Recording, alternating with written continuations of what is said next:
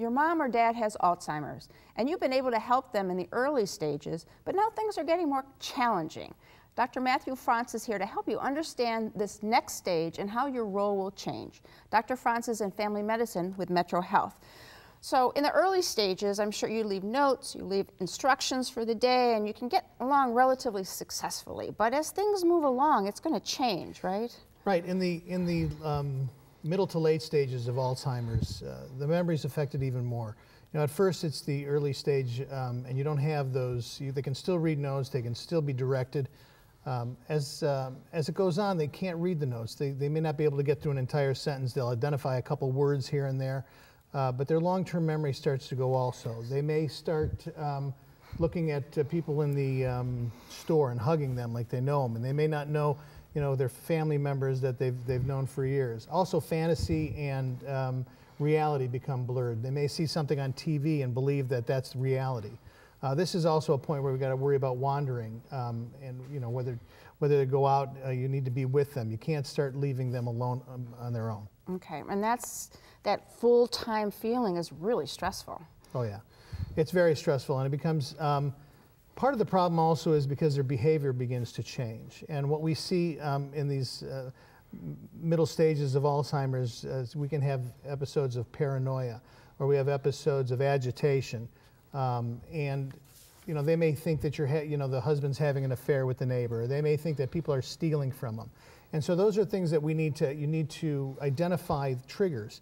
And some of the triggers that we see are, maybe it's bright colors, or sundowning, or commotion, or noise, or a change in environment, like moving from one place to another if you bring them into your home or if you take them to an assisted living.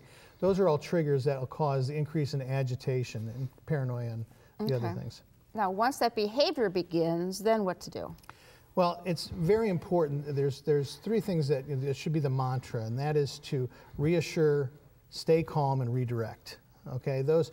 First of all, arguing with them and talking to them, telling them that this is reality. It gets nowhere. What we have to do is you have to remain calm, and you have to try and redirect them into a different thought process.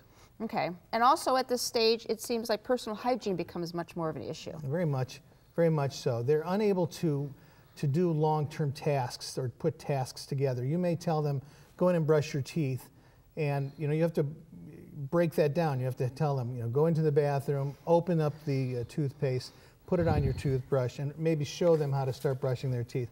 Same as with bathing, showering. You're best off making sure that your home or where they're staying is the environment's good for them to be able to do those types of things. A seated shower. Things like that. And all of this, we're watching out for our loved one and keeping in touch with the doctor, right? Right, because there are certain medications that you want to change if somebody has later stage Alzheimer's disease. Some of the lipid lowering agents, where we thought they were protective earlier, maybe are not as good in people who have late stage Alzheimer's. Proton pump inhibitors, the Prilosec, omeprazole, Nexium, those they say may make Alzheimer's worse. So those are things you want to start stepping back from. Okay, now we've learned a little bit of how to care for our loved one. Well, how about us? We need some help too. That's right, because burnout is high in this age group, or in these caregivers. There's things you can do. You can contact the Alzheimer's Association. You can talk to your church. You can talk with other caregivers, home health care. And in the end, obviously, you can also call in hospice because, as we had talked about earlier, dementia and Alzheimer's is a life-ending event, generally speaking. Okay. And so this is also a time where we have to worry a little bit about elder abuse because we see that these caregivers become too frustrated and they don't realize this is actually a disease process. Okay, wow. As dementia progresses, the plan of care for your loved one must change as well. Follow Dr. Franz's advice to help them and yourself. My thanks to Dr. Franz for joining us today.